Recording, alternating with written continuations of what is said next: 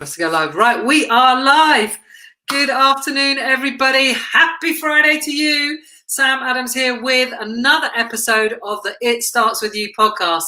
I'm bloody excited to say that my guest today is one hell of a badass lady. My lovely friend Lubna introduced me to the world that is Miss Star Monroe, and I was captivated. I was like, I couldn't stop watching it. So I was like, I need to get this lady on my podcast. So I'm delighted to say she's here. Oh no, that way. She's here. Yeah, so, I'm here. welcome, Star Monroe. Hello, thank you. I'll take that as a welcome any day. That's awesome. Well, like I said, my lovely friend Lubna introduced me to your world very recently, and I was literally like, who is this woman? That powerhouse, badass woman. I need to get her on my podcast. And so I just reached out and you said yes, so thank you. Of course. Have you done many podcasts before? Yep. I mean, I've been knocking around online for years and years and years. Yeah. So yeah, I took a long break. So yep. Yeah, I scrolled back through your Instagram and it goes way back, and I've been watching weekly content. It's pretty epic. Cool. So basically, I think the best way is that you introduce yourself rather than me. I've obviously done a little bit of research and tried to find out a little bit about yourself, but why don't you introduce yourself? Is that okay? Yeah, sure. Who is your audience? Who do you talk to? Who's your audience? It's mostly women, sort of 35 to 55 kind of age range. Cool. Okay. So I work with midlife women, and oh my God, I'm a complete mixture of things. I mean, I would say I'm a teacher. I teach my own kind of philosophy to women that helps them get out of their own way, reclaim their power, feel really, can I swear or not? Yeah, I swear a lot. Okay, so to feel really fucking good about themselves, their bodies, their lives, so they can step more in their potential. And I use a blend of psychotherapy. So I'm a psychotherapist, I'm a life coach, relationship coach, body psychotherapist. And also I'm a teacher. I've been teaching. I taught fitness for years. I'm out of the fitness industry now. And I've blended it all together and then smushed it all together with all my real life experiences. So I've gone through, like, really up until I was 46, I fucking hated my body. I didn't really like myself. Had eating disorders in my teens and in my 20s, which kind of reoccurred back in my 30s and early 40s. I was married in my 20s, and then I got divorced, and then what happened then? It's something I talk about with the members inside my membership club. I was kind of really restricted in my marriage, you know, like, and I'm here to kind of kick patriarchy in the dick, because it just brainwashes us into believing so much nonsense about how we should live as women and what to believe in and actually how we live. So, like, I was really constricted in my 20s and kind of had this warped idea of what a wife should be like and what I should look like. And then I just went out into my 30s and just kind of really started to explore myself for the first time, really, probably since childhood. And as a sort of repercussions from that, I became addicted to cocaine. I was an alcoholic. I sort of bumped along from abusive relationship and then into a load of domestic abuse. And I went bankrupt. I earned a shit ton of money in my 30s and sniffed it all up my nose, and I went completely bankrupt. But also over that, I was a high functioning addict. I ran loads of different businesses. So I ran one of the UK's first pole dancing schools. I became a showgirl. And I was a performer. So I was doing all of this, but kind of destroying myself. Yeah.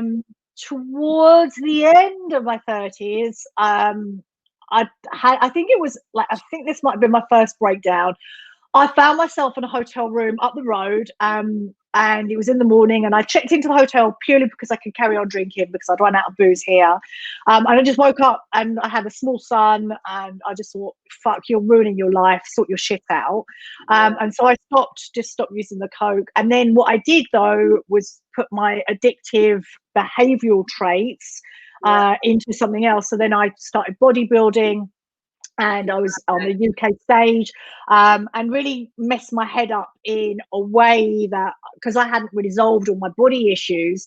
And also at that time, there's a plethora of women like out there really kind of advocating just, being normal, and this idea of perfection was not there back then. So then that kind of restarted all my eating stuff, and I had a couple more breakdowns. I was working really hard, and then that's sort of led me into my early 40s, and that's when I went back to school and trained to be a psychotherapist, because I just thought, fuck, I keep repeating all the same patterns. That's how I look at everything. Everything is a pattern. I'm here to do the inner work. Anyone that wants to change, I believe you have to do the inner work. That's the world that I live in. And so I went back, studied, took away like all this crazy persona that I'd built up over my 30s, because that's the other thing I did. I changed my name in my 30s.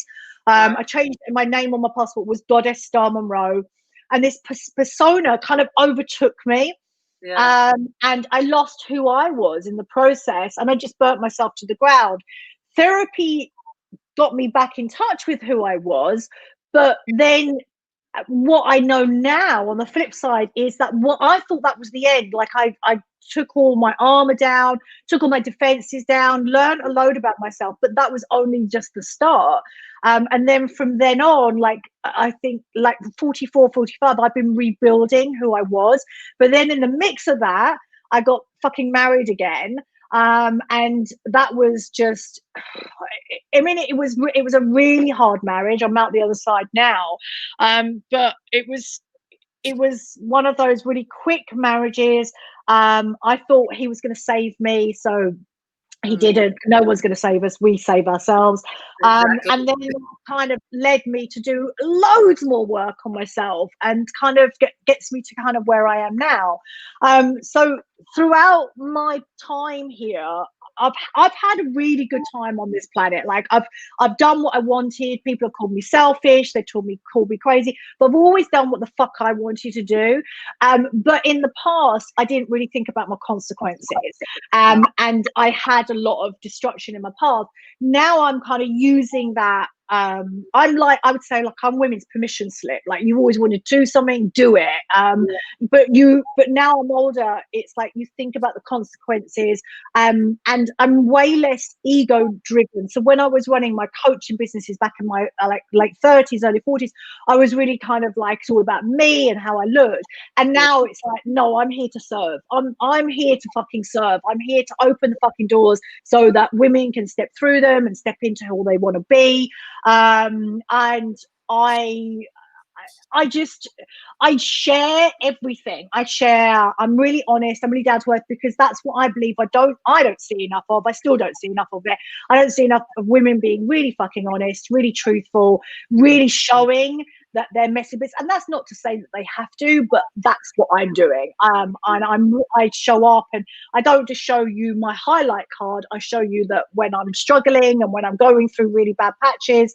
And I believe that is a really cathartic and healing process for other women to see, because we've been bombarded with so much perfection. We've been bombarded with so much like, we have to do it this way. We don't get enough images, videos, people. We don't get to see people's process. So then, and also we are just thinking that it's all about the destination, and it's not. It's about the journey.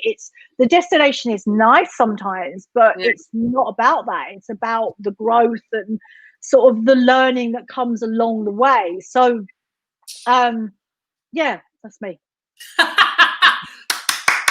Fucking brilliant. I feel like I'm just like, you can see my title, like the real life coach. I'm part of this mastermind, and they came up with that name for me. And I feel like I'm 53. I'm just stepping into that shit that which you've been embracing for years. Do you mind me asking how old you are? 50. I'm 50. Oh, amazing. Yeah. So I feel like I've just opened the door. I've stepped through. I've slammed the fucking door, but it's still quite new for me. Do you know what I noticed this year as well, right? Because I was online for ages, like and I took a big break. So I met my second husband. I got really lost in my second marriage. I mean, it's one of my things that I do, and it's something that I'm learning not to do. Yeah. So so I squirreled myself away, and I got myself off social media. And then when I came back this time, I'd lost all my confidence. I didn't know who I was. Like 2 years ago, I didn't know who I was. I didn't have any direction, but all I knew is I had to keep showing up and getting slightly out of my comfort zone every single day and doing the things that slightly scared me. And then this year, something's happened because I've been showing up nearly for 2 years solidly now, is that the more that you do it, the more you kind of just go, oh, I'm just me. And then so you just put a little bit more about you. And I really, if anyone is sort of running an online business, I really do believe it is a really powerful growth path to find yourself, because otherwise you just end up swimming in a sea of other coaches, and they're all the same. They're all bland. They're all fucking boring. They're all saying the fucking same thing. And if I'm honest, I wouldn't ever go to anybody like that. I'd want someone with real life experience, who is animated, who's full of life, because that's what you need to move people, to shift them into another gear. But it's an ongoing process. It really is, and it's very powerful. It's very powerful, like what you discover about yourself by showing up. Oh yeah, you know, like I've shared some stuff sort of in the last 12 months, and I sort of resonated with what you're saying about it being cathartic, because before I was a bit like, you know, my voice wasn't really my true voice. Do you know what I mean? It was always the voice that I thought, you know, that people wanted to hear, and but now I'm grown in my voice. Exactly. And then again, it's something that the patriarchy will teach us, is that it's a linear line, and that there is kind of, if you do A, you'll get B. But what I'm learning more and more is that, and actually it is that sometimes I show up and I'm full of life, and sometimes I just haven't got anything. I've got nothing at all. But if you listen to like the normal form of success of an entrepreneur or a coach, is that you've always got to show up being this bold self. But women, we just can't. We haven't got the energy to do it. Why would you? You're just going to burn yourself out, which is another patriarchal trait. Like, just keep being busy.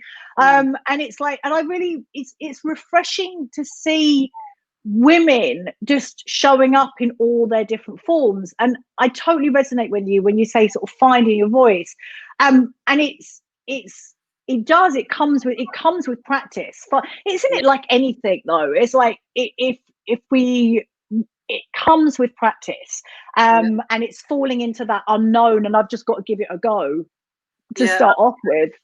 Yeah, it's scary as hell though, isn't it? It's like, you know, like I started talking a little bit about, and my dad was really sick and unwell, and sadly he died at the end of July, but I still showed up, and I wouldn't have probably done that before. I would have just hidden away. But I showed up, and I found it really cathartic. But loads of people found that it really helped them. And so you just, and I've got a mate who's in marketing and social media and stuff, and he always says to me, or he's been saying to me for years, he said, just all the fucking shit that you've been through and everything that who you are when we sit down and talk, do that on it. I can't do that. And he's like, if you did that, it would be fucking gold. And that's what he said. And I've struggled with that concept, because I'm pretty energetic, I'm pretty full on, but I have started to show that, you know, because I've been in some pretty dark places in the last 18 months, you know, even this year, like March this year. So I've started to just talk a little bit more about those bits, because and that's me finding my true voice in it. I always have worried in the past what the fuck people would think of me. And of course. I completely get that. And I think part of that, of sharing your truth and sharing your process, your journey in life, it's very personal to us. And for me personally, because I can only talk from my experience, that I know when I share, I don't want anything from anybody. I'm not sharing for sympathy. I'm not sharing to get likes. I'm just sharing because that helps my process.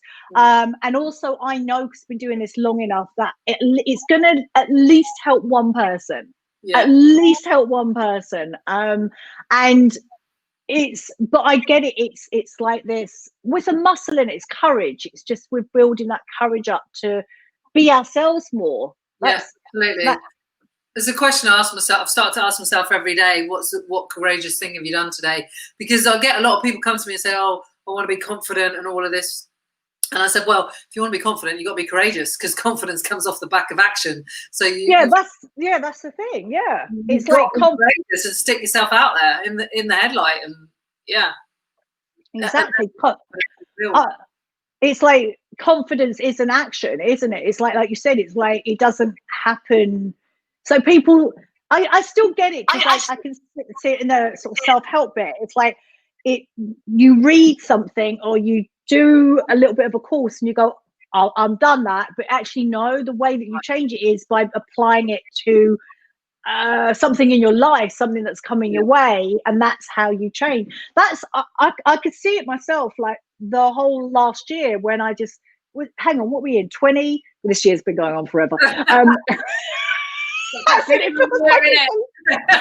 the longest year. It feels like I've had 2 years. It's only October, Star. It's still only fucking October. Oh my god! So it's like all through 2019. I came back. I went to Bali for a bit. I came back, and every single day I just knew I had to show up on social media and talk, and I really didn't want to, and it scared the shit out of me.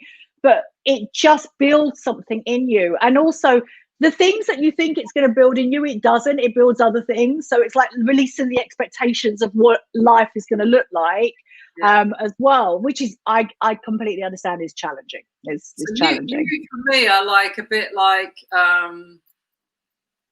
what's the word? I can't think of the fucking word. Aspire. I guess I'm aspire. I look at you now because I am a bit sort of loud and a bit.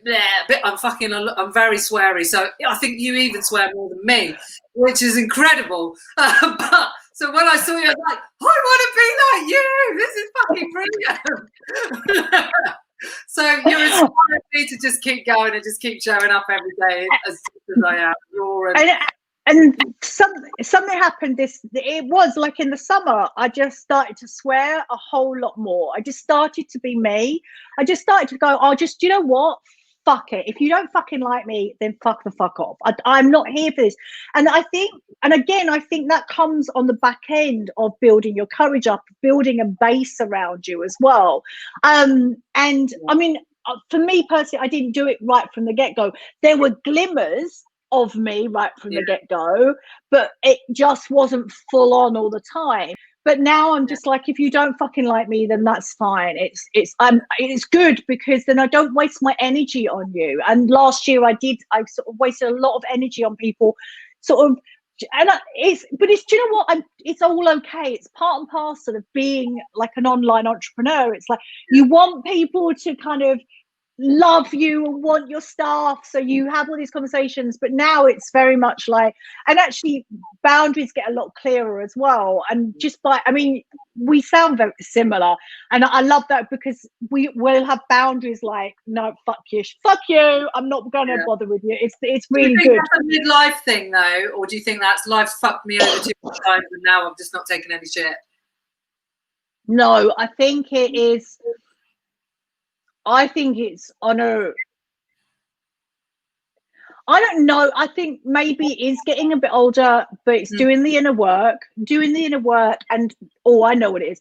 It's knowing who I am, knowing what, because my mum and dad never taught me any bloody boundaries. I mean, I had no fucking idea what a boundary was. My dad used to talk, when I was like late teens, he used to talk to me about his sex life with his girlfriends. I mean, like, my dad had no fucking filter. Wow. Okay. So that's the kind of life that I was brought up. And then I had a mum who was bipolar, that one minute she would love you, the next minute she would hate you. So zero boundaries.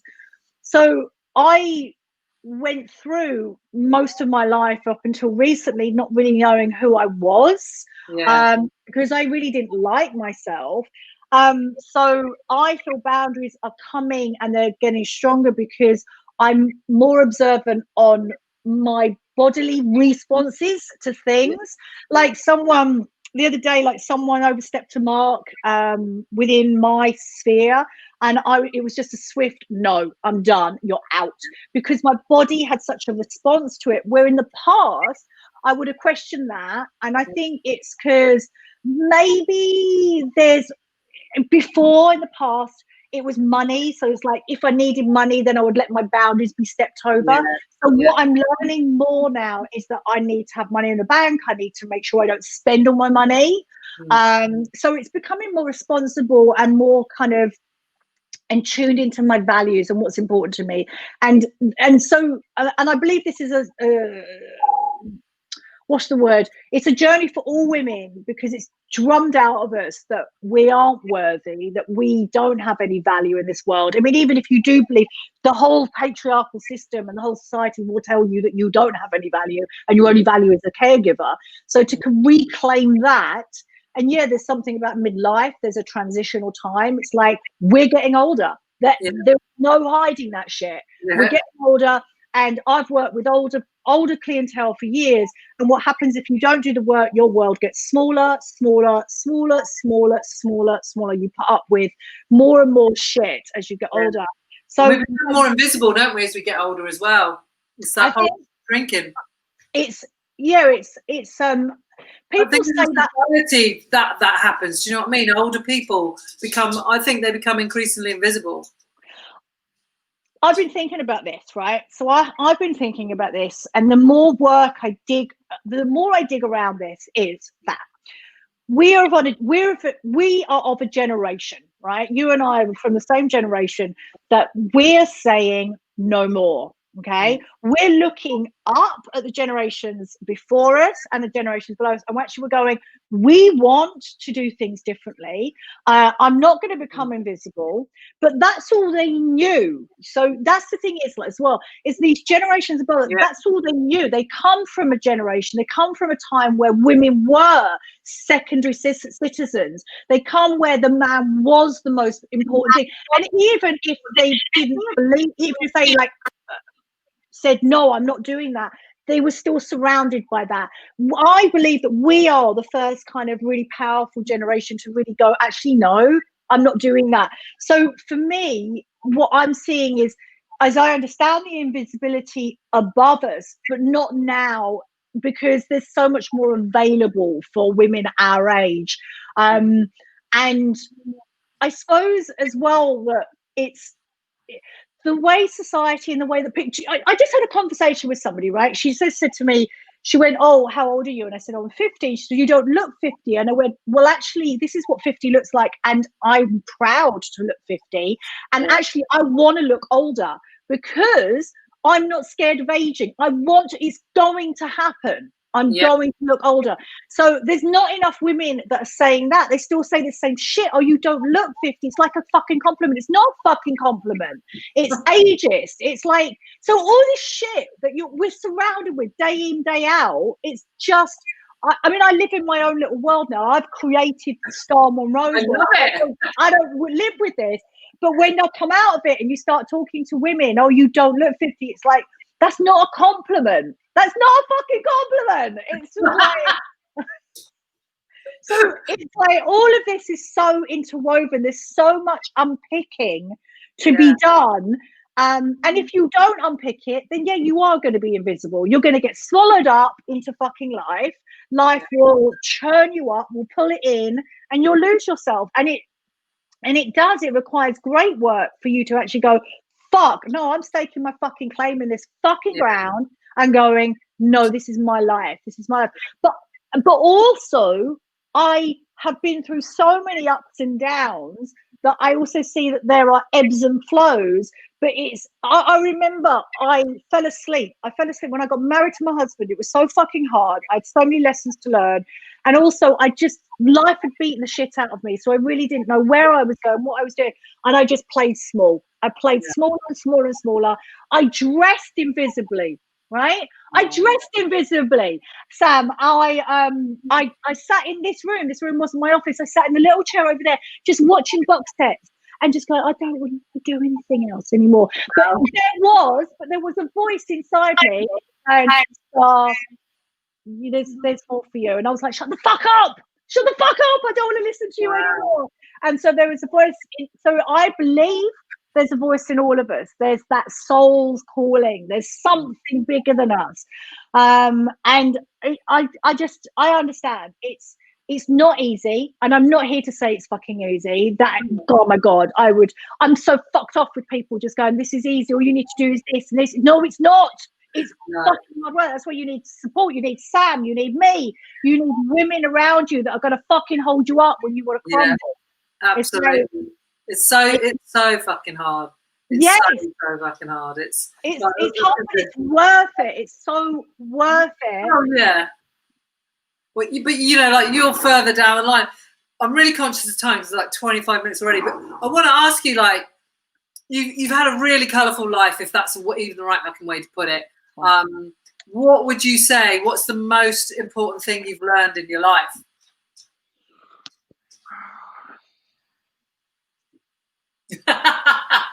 Take a moment. I will. Give me a second. Do you know what? I'm just going to go with what first rolled in. It's just don't give up. Don't give up. It's the first thing that came into my head. And come home to yourself. Just come home. Did you give up before? Do you feel like, you know, before you learned this lesson, was that you then? You just was like, fuck this. I gave up. I gave up. When I married my second husband, I wanted life had beaten the shit out of me. I was spat out. I'd lost all my confidence. I was exhausted. And that's the thing, is that we are exhausted as women and we do need to rest. And the patriarchy will tell you not to rest, right? So again, hang around with women that tell you it's okay to rest. Yeah. And I just wanted someone to take care of me. I'd done with money. I'm like, just take care of me. It was the worst decision I ever made in my life. But I also learned a lot more. It was like, life was like, nah, you can't give up. So you've got to keep going. So, but also if you're running away from yourself, and you'll know if you are, because you'll be numbing out, you'll be out here, you won't be in here. You've got, this is your home. This is your safe haven. You've got to make it safe. And if you don't make it safe, you will be forever trying to control everything outside yourself. Yeah, absolutely. I 100% agree with that. Absolutely. So life after learning your lesson that you don't give up, you know, is pretty fab. Yeah, I would say that I am who I was before I kind of had all my breakdowns, but I'm less of an arsehole. Yeah, I'm way less. I'm still a fucking arsehole, right? I can be such a fucking arsehole, but I'm way less of a fucking arsehole, right? So I am a nicer person, and my arsehole level has gone down from 90% probably down to 15 or 20%. Brilliant. The arsehole level is lower. I love it. So what inspires you then to do what you do, to show up like you show up? Is it just is it kind of like selfish, or what inspires you to do that? I'm here to serve. I know that I'm here to serve, and that's something that I've learned as I've got older. So I'm definitely here to serve. I've got so much energy, so much power that runs through me, that if I don't talk, if I don't keep sharing my stuff and talking about my craft, it comes inside and I get blocked, and then I start to want to self-destruct. So it's something I've really learned. So I'm definitely here to serve. I'm here to talk. I'm here to teach. And I'm here to teach any woman that wants to listen to me, any woman. And I will take an amazingly good care of them as well. So that's what inspires me. So I'm here for some bigger fucking purpose. I'm here for some bigger, and do you know what? I don't even really fucking know what it is, but I know that I'm on the steps to get there. There you go. And I feel like I'm like halfway on to step one of like the 10-step plan, if there was a fucking plan. I completely get it. Things. Yeah, it is, and that's what I finished last year, and I went, I'm up one rung of my ladder, one rung, and this year I feel like I'm nearly on my second rung, and that's the whole thing. Is like, we think everything's going to happen so quick, and it doesn't. But the slower you go, and the more, you know, if you show up consistently all the time, that what you learn in that process is amazing, and it stays with you. It becomes part of you. Yeah. I just, well, I love you. So, okay, what is then? Because obviously people are going to rock up and see you, and it's big and it's bold and it's brash and it's amazing. Like for someone like me, it was just like, other people, they're going to run the other way. Yes. It's the zero or hero kind of thing, isn't it? Yeah. What would you say something that people misunderstand about you? Tricky one, eh? Different questions.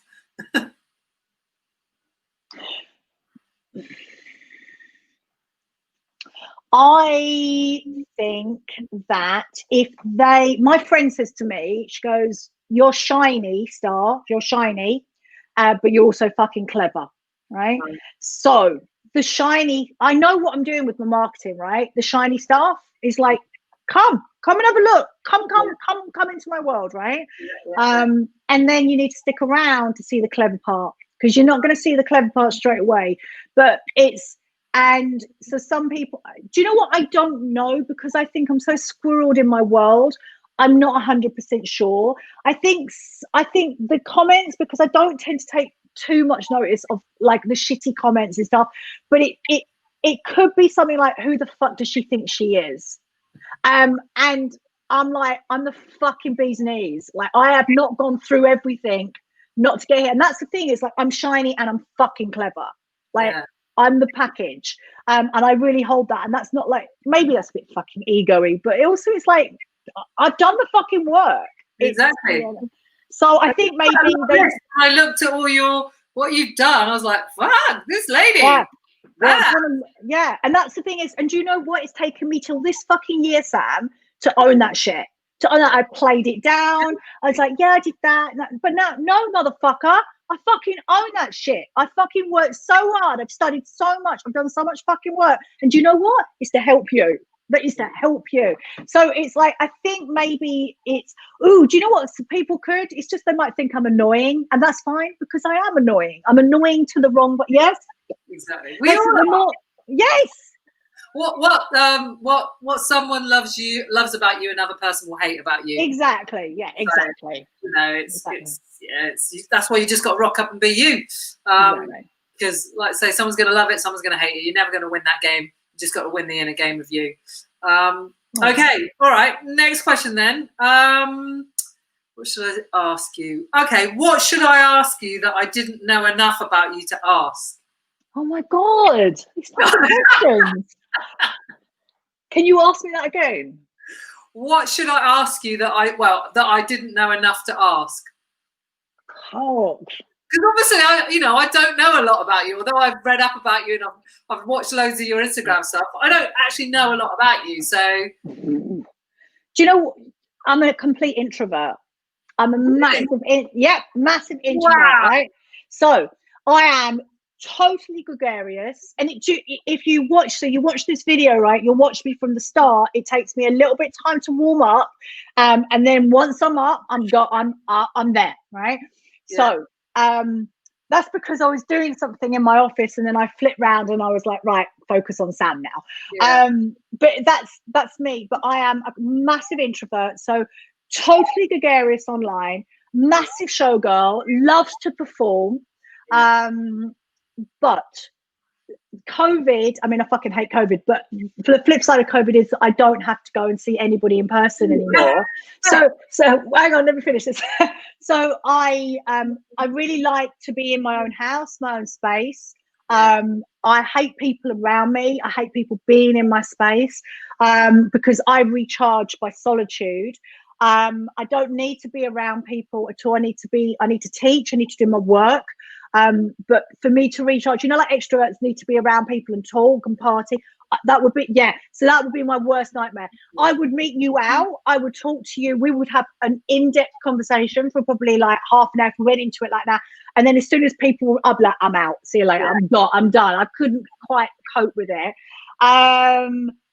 What else was I going to say? But if you put me in front of a huge motherfucking audience, like thousands upon thousands, I'll be there. I'll be performing. Like 100. I've spoken to a couple of introverts because it really fascinates me because I'm an extrovert. You know, I'll go to a room full of people. I get my energy from that. I rock up and do the lives. I get my energy when people are engaging and all of that. Can love it. So I've spoken to a few introverts because then they'll go and stand on stage, but then that's it. They don't want to stand in the room and have small talk. It's literally depleting their energy. You can see the blood draining. I can't do it. I start self-doubting myself. It's a really weird concept. Like I can be in the front and be the leader, but you put me into the group and I just feel lost because I just don't want to small talk with people. I find that really, yeah. So okay, so introvert it is then. So you are a therapist. You are a body psychotherapist, a relationship therapist, all kinds of things. What do you use aspects of each in your coaching and the stuff that you teach? So coaching was really good, and then psychotherapy really changed everything for me. So it was just a way of being in relationship with people. Wow. Whereas before I was very bullish. I was like, I would be very masculine in my approach, quite aggressive, like, come on, you must know the answer, and like we'll figure this out, or I try to fix a lot of people. Yeah. Now it's just I give them the space and I'm really listen. I'm not there to fix any fucker. I'm like, that's not my job. And also I get them to reflect a lot, like go away and think about this and then come back and have a conversation. Because what I notice is that women are so fucking powerful and so intelligent, but it's the usage that we've forgotten. It's like that application of our knowledge and our wisdom has just got a little bit like sluggish. But when you get women ramped up, we can solve anything. But everything that I've learned has blended into what I offer, and that's what I really love, because if someone's got a relationship issue, then I can tap into that. Dating, I love talking about dating and men, so there's that. And therapy just covers the board. It's just a really beautiful way of just holding the space. And women need, at the bottom line, women need to be heard, validated and appreciated. When women are heard, validated and appreciated, that we set the tone or the container for them to start healing and to actually recognizing themselves, and that's when change starts to happen. Until a woman's heard and accepted, because how many times have we been in a conversation, you've probably been the same, been in conversation, people haven't heard us, people talk over us, people argue with us. And in fact, what therapy has taught me is that everyone is going to have a different perspective, whereas before, and I can feel myself slide into it every now and then, and it's like I've got to catch myself, is there's no one way, there's no this is the way. It doesn't work. Life's not like that. No. I put a question in the group the other day, my group, and I just said, give me your definition of victim mentality. Every single woman came up with something different, and every single woman has truth to that. And it's when we can't see that, that's when we get into trouble in the world. Well, that's why the world's in trouble. Yeah, because they think it's a certain way and that we've all got to go this way. Exactly. Yeah. Totally agree with that. Okay. So this question, if you could take yourself back in time and talk to your 18-year-old self, what would you tell her? I'm going to cheat, right? I put this question in one of my groups the other day, and I was reading through all of them. And some of them were so profound and really sensible. But this one woman put, "Buckle up, kid." And that's what I would say. Buckle up. Buckle up. Get ready. It's been one hell of a ride. Get ready. Yeah. You've got no idea what's coming your I love that. I love that. That's amazing. Okay, a couple more questions. This one should be interesting. If you could have dinner with any three people, dead or alive, who would they be? Rumi. And why? There's something about Rumi. When I was in my darkest days, I read his quotes every morning. And they spoke to me, and only now, as I keep doing the work, keep shedding everything that's no longer meant for me, and I keep going onto my path, my sort of spiritual soul path, Rumi's come back in, and his words just speak to me. Oh my God, Sophia Loren. Just because Sophia Loren, I'm just like, I used to absolutely adore her, and probably just to look at her, really, just to look at her. And oh my God, it's good to eat dinner when you've got a nice view. exactly. Fuck, who else would I want to spend time with? Because I don't really want to spend time with people. Oh no. Someone funny. I'm trying to think who would make me laugh. I don't know. Just the character Austin Powers. Oh, brilliant. That's going to be because it'd be just funny, wouldn't it? You'd just be pissing yourself. So someone to make you laugh, someone to look at, and some philosophical. Exactly. What a fucking combo! Brilliant. I'm a genius. I'm coming. That's brilliant. All right, last question, and then I'll open it up to let you say and share some of what you do and where people can find you. Okay. 4 things you cannot live without. Water. I drink loads. Always have done ever since I've been out 14. I just drink a shit ton of water every single day. Probably my phone. I'm sorry to say that, because I run my business online. Some kind of device. I wouldn't be able to. I would freak. I would come out in hives if I. Most people say that. It's like, oh, my phone. Yeah. Oh my God. Hang on. Did you say 4 things that I can't live? Yeah. So water, phone, 2 more. Money. Like for years, I always said that money's not everything. Fuck off. It is. Fuck that, man. Don't have any money. I was bankrupt. Don't have any money. You've got fuck all choices in life. You do. Same. I've been there. Exactly. I'm like, money. I want money. I want to be able to have a steady stream of income. Fuck that shit. I'm not going back there. I know someone. He always says that, he talks about money a lot, and he says, people say that money don't make you happy. He said, but I bet you if you're pissed off and you're having the worst day of your life and someone drops 100 grand in your bank, you feel a whole lot better. Yeah, exactly. And do you know what? Everyone's going to have a different opinion, but I dampened that down for so many years. Like, you shouldn't want money. You shouldn't want to be rich. I'm like, no, fuck that. I want to be as fucking rich as I possibly can, because more money, more choices, more good I can do in the world, Yeah. The last thing is, I don't want to say health. It's my vitality.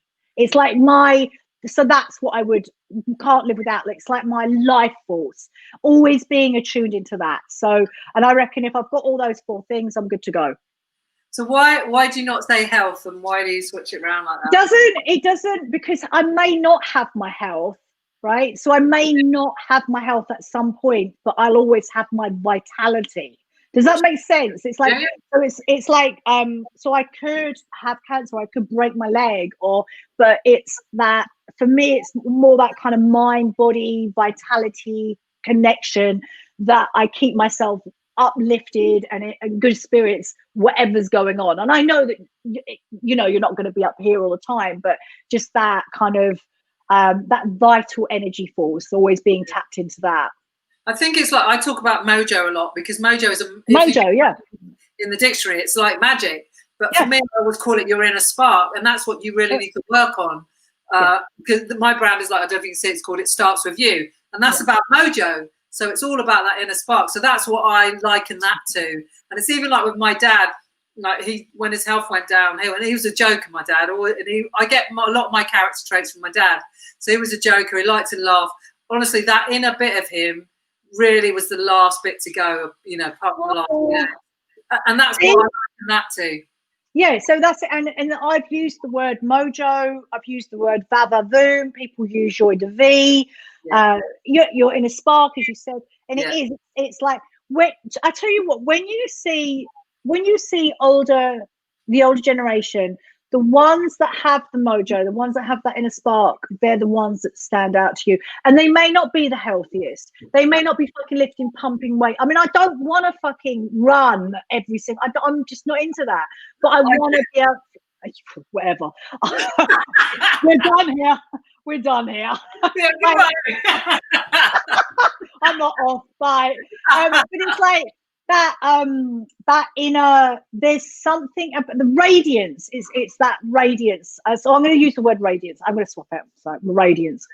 That's amazing. Sorry, my little puppy is going nuts in the background, so I keep looking around to see she's not chewing something she shouldn't be. Star, that's been amazing. So listen, I guess I want to leave the last few minutes completely over to you to share your clear message, because a lot of women do listen to my stuff, of what you do, what you can offer, and where people can find you. Of course. Best place to come and find me is over on Instagram, and it's Ms. Star Monroe. So MS and then Star Monroe, MONROE. And that'd be the best place to kind of get in contact. You can slide into my DMs. We can have a chat. I run a monthly online membership club called the Fabulous Collective, and that is a place for midlife women, although I have got women of all ages in that group. And it is a place for you, if anything that I've said, it resonates, you kind of feel, and I would say you feel a pull to learn more about me, then I would follow that pull. If you are ready to get out of your own way, you want to reclaim your power, you want to kick patriarchy in the dick, you want to feel fabulous about yourself, your life, your body, and step more into your potential, then I'm actually opening doors to the Fabulous Collective in a couple of weeks' time. And that's the last time this year. It's just going to be open for a short weekend. I'm going to be gently promoting it for the next couple of weeks. It's $47 a month, £35 a month. You can, I mean, actually, I was going to say, there is no contract. You can come and try it out, but I would rather you didn't. And if you want to come and do the work, you come in and do the work. It's a long-term process once you get into that club, and you get 3 amazing programs. Oh, it's fucking amazing. It's awesome. But it is the place. It's like, if you've always been looking for a sisterhood and you haven't quite found your sisterhood, you always felt like you're a little bit sort of sitting on the outskirts, you don't fit in, maybe check me out, because I am very grounded, very earthy, very wise. Don't know everything, but I know a shit ton to get women moving. So yeah, come and find me on Instagram. That's amazing, Star. Thank you so much for agreeing to do this. And I know I said we'll be about half an hour. We've been about 50 minutes, but I feel like I can probably talk to you for another 50 minutes. So I really thank you so much for being generous with your time, for saying yes to come and do this. My pleasure. Thank you. Thank you for asking me. No, my pleasure. I couldn't not. I was just like, like you were just saying then, if you feel drawn, and I'm the kind of person I just ask. I'm just like, yeah, do you want to come? Yeah, just fucking do it. I'm not afraid to ask, so I'll always ask. My dad always says you can get a yes or a no, and you exactly. Again. So thank you for doing this. I really appreciate it. It's been lovely to get to know a little bit about you, and I shall continue to follow your trials and tribulations, your knowledge, your wisdom, all on Instagram. Awesome. Thank you so much. Thank you. Bye-bye.